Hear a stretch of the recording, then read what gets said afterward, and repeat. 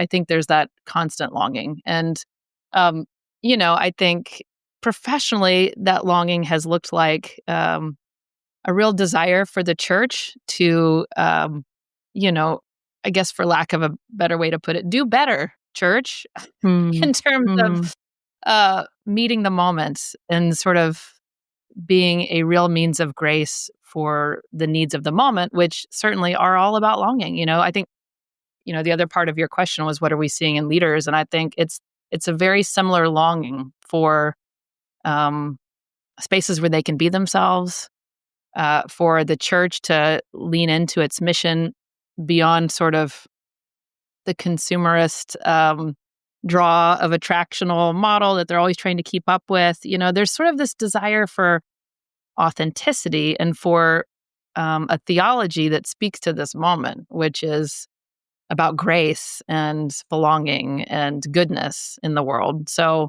yeah, all of that for me sort of paints a picture of longing, but ultimately is, I think, deeply rooted in kind of this real desire for authenticity, if you will, spaces where there's a real opportunity for connection.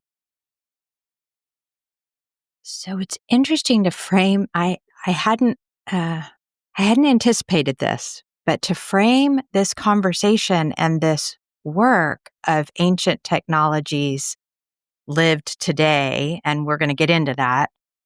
If we frame that in the notion that longing is not something to be fixed Mm, so that we never experience it again, mm, but we frame the conversation in terms of longing being a companion, kind of constant companion that leads us into every relationship, every moment with curiosity and desire for goodness, wholeness, relationship, the divine, all of that, then the role of the church becomes different, mm, not to be the fixer right? that makes longing go away, but actually helps us live into this authenticity, this belonging, this This. longing for life and wholeness and relationship with God and with each other. That's a different way to think about the church's work.